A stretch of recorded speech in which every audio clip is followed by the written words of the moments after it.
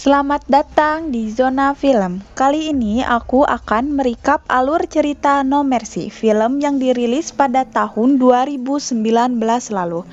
Film yang termasuk ke dalam film aksi ini menceritakan tentang seorang kakak yang hidup hanya berdua dengan adiknya.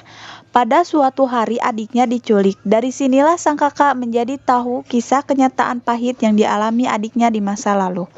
Tetapi sebelum kita lanjut ke filmnya, jangan lupa subscribe dan tekan tombol loncengnya agar kalian tidak ketinggalan update video terbaru.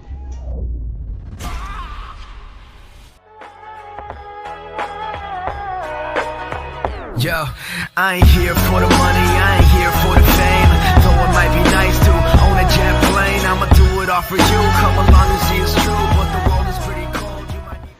Film yang diawali dengan tokoh utama yang bernama In-A. Ia baru saja bebas dari penjara selama 1,5 tahun dengan kasus penyerangan.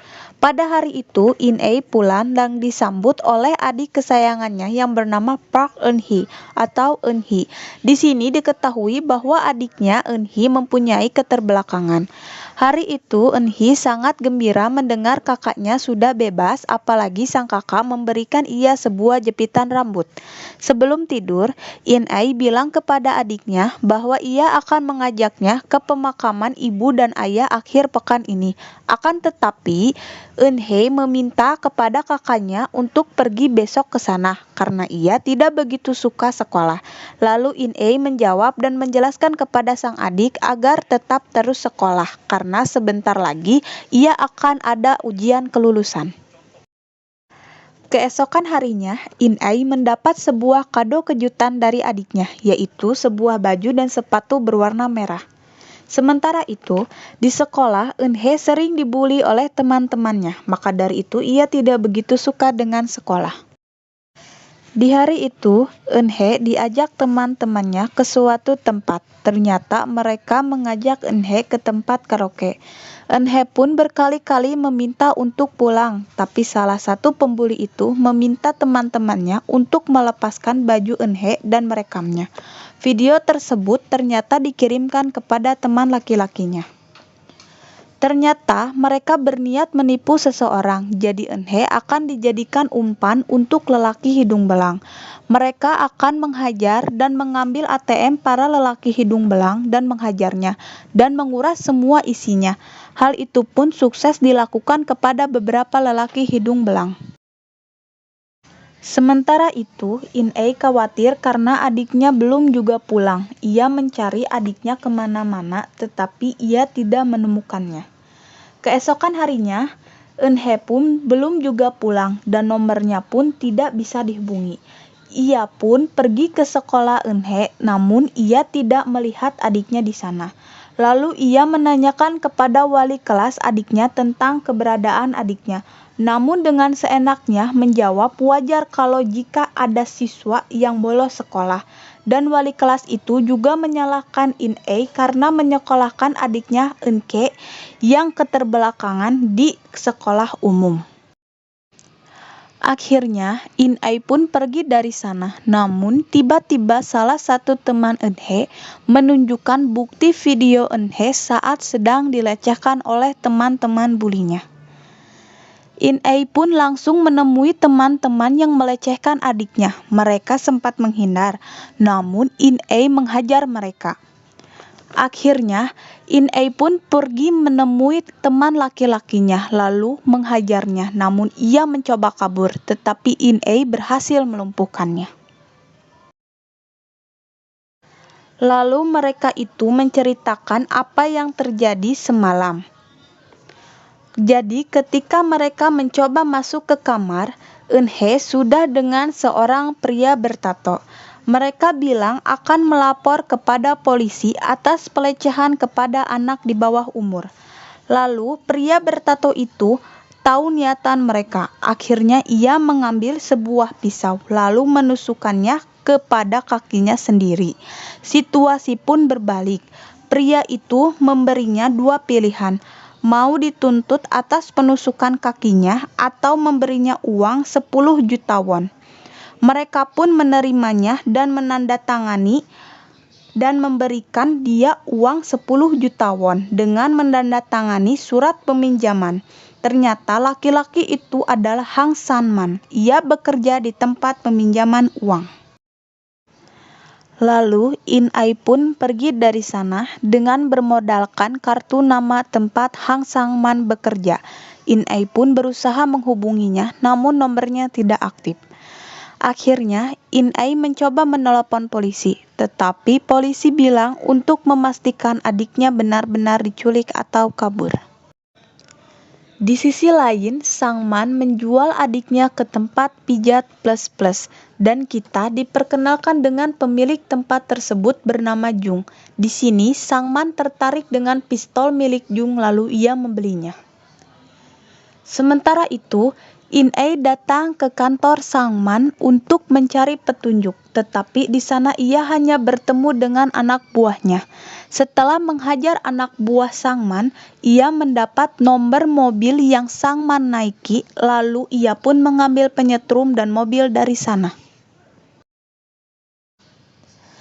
Sementara itu, Jung meminta Eun-hye untuk PC titiknya, namun di sini Eun-hye menggigit titiknya Jung hingga berdarah, dan Jung menelepon Sang Man untuk mengembalikan uangnya. Di sisi lain, In-ai mencari mobil Sang Man di sebuah parkiran gedung.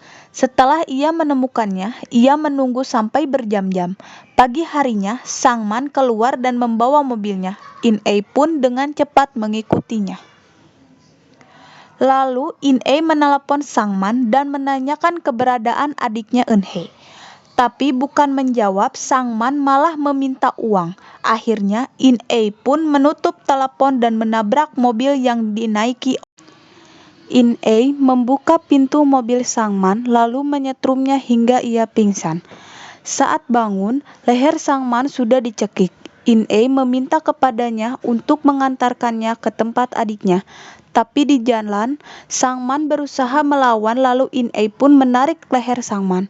Sang Man pun menabrakkan mobilnya. Di sini mereka berdua mulai berkelahi. Sang Man mengeluarkan pisaunya, namun In-ai bisa melumpuhkan Sang Man dan membuatnya pingsan. Lalu dengan cepat In-ai menghubungi Jung dengan HP milik Sang Man dan berpura-pura sebagai anak buah Sang Man. Tapi Jung menjawab bahwa Sang Man tidak perlu mengganti uangnya karena Eun-hye sudah ia jual ke tempat lain. In-ai pun syok mendengarnya dan ia pun langsung pergi ke tempat Jung. Setelah ia melumpuhkan beberapa penjaga, ia bertemu Jung. Dengan sebuah pisau di tangannya, ia menanyakan kepada Jung kemana ia menjual adiknya. Tapi Jung malah melawan. Untungnya In-ai bisa mengalahkan Jung. Anak buah Jung pun menjelaskan bahwa tadinya Eun-hye berusaha menghubunginya, tapi In-ai tidak ada di rumah. Eun-hye pun menghubungi sebuah supermarket dan dijawab oleh seorang pria tua pemilik supermarket tersebut. Tetapi anehnya yang datang adalah seorang pria muda berpakaian jas rapih. Pria tersebut memberi Jung uang dan membawa pergi Eun-hye.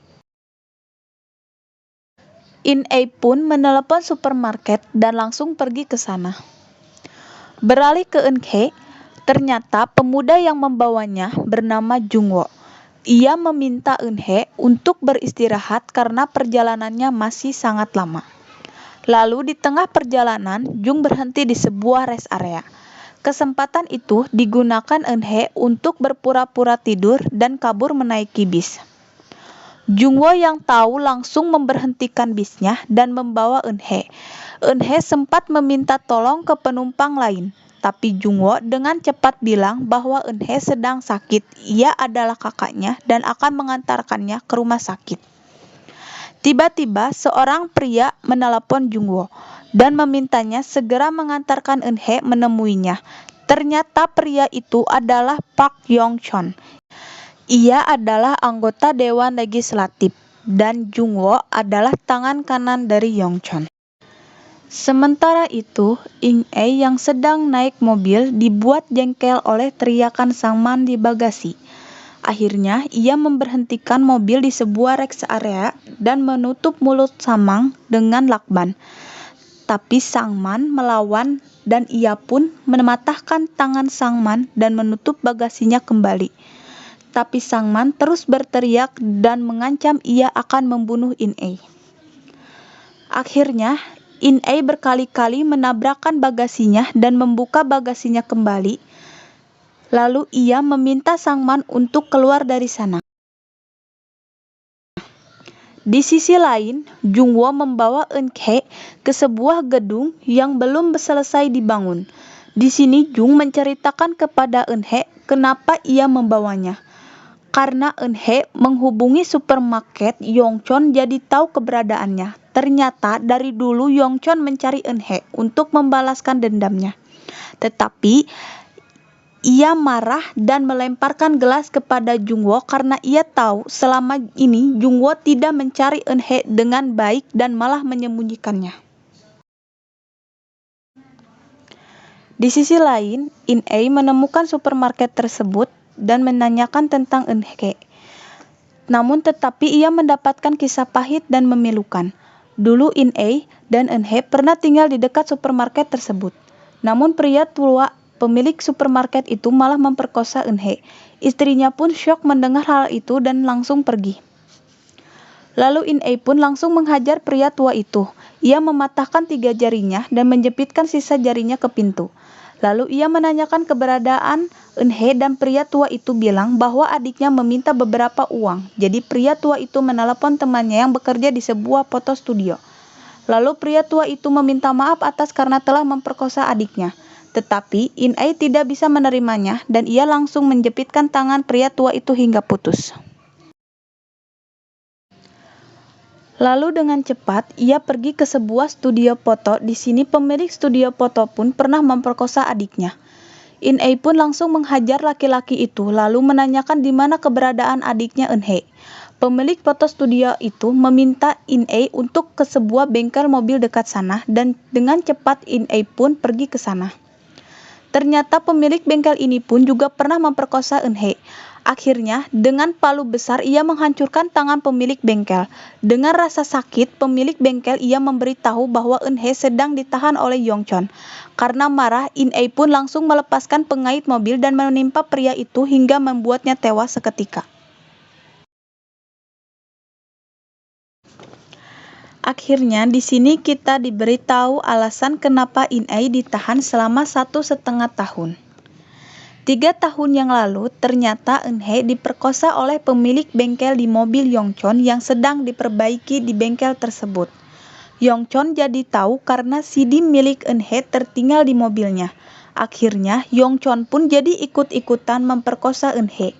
Lalu In-ei yang merasa aneh dengan sikap adiknya. Jadi ia menanyakan apa yang terjadi, tetapi adiknya hanya diam dan tidak menjawab. Keesokan harinya, In-ei mengikuti adiknya yang dijemput oleh sebuah mobil dan dibawa ke sebuah hotel. Ternyata di hotel itu Eun-hye dicekoki ekstasi dan diperkosa lagi. Tetapi dengan cepat, In-ei menyerang Yongchon dan menusuk mata Yongchon dengan sebuah obeng. Itulah alasan mengapa In-ei ditahan. Kembali ke masa sekarang, In-ei yang mendapatkan informasi dari pemilik bengkel, ia pun menghubungi Jongwoo dan menanyakan keberadaan Yongchon. Sebenarnya, Jongwoo adalah orang yang baik. Dulu ia mengulur waktu disuruh mencari keberadaan In-ei dan Eun-hye. Karena merasa kasihan pada mereka, jadi Jongwoo pun memberitahu keberadaan Yongchon yang sedang di taman kota pusat. Singkat cerita, In-ei berhasil menemukan Yongchon, tetapi ia dikelilingi dengan bodyguard. Akhirnya ia menunggu saat yang tepat untuk menyerangnya. Saat Yongchon sedang istirahat, In-ei pun menodongkan pistol. Ia menanyakan keberadaan adiknya, tapi Yongchon melawan dan berteriak. Beberapa saat kemudian, para bodyguard pun datang dan menghajar In-ei, dan Yongchon pun kabur. In-ei berusaha untuk menghentikan mobil Yongchon sampai In-ei berhasil menembak tangan Yongchon. Tetapi Yongchon terus melawan dan membuat mobil In-ei terperosok masuk ke parit. Lalu Yongchon pun kabur.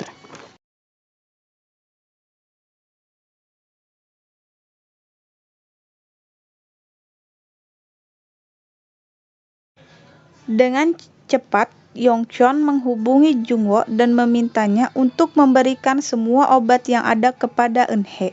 Karena ia berniat untuk membunuh Eunhye, ia pun meminta semua anak buahnya untuk melindunginya dari In-ae dan menunggu di parkiran dekat taman kota. Tapi Jungwo malah berkhianat dan menelepon In-ae. Ia memberitahu bahwa Yongchon sedang berada di parkiran taman kota. Dan dengan cepat In-ae pergi ke sana. Yongchon yang tahu langsung menabrak mobil In-ae dan kabur. Malam harinya, Yongchon menangkap Jungwo dan membunuhnya. Tetapi di sisi lain, In-ae yang sedang bersiap-siap untuk menghadapi Yongchon dan anak buahnya. In-ae mengikat tangannya dan menaruh sebuah korek api. Sementara Yongchon yang juga sama bersiap-siap dengan anak buahnya. Beberapa saat kemudian, In-ae datang dan menembaki semua anak buah Yongchon, namun pelurunya habis. Meski sendiri, ia harus menghadapi semua anak buah Yongchon. Tetapi In-ae juga mendapatkan beberapa kali pukulan sampai ia tumbang. Tetapi In-ae pun ingat akan janjinya untuk melindungi adiknya. Seketika itu ia bangkit dan mengambil pisau dari anak buah Yongchon dan melukai mereka semua.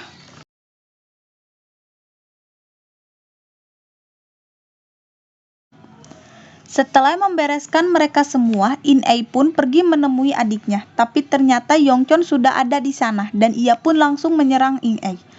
In-ae sempat terluka dan tertusuk oleh Yongchon. Namun dengan kekuatan terakhirnya ia pun langsung menghajar Yongchon sampai babak belur dan akhirnya ia pun berhasil menyelamatkan adiknya.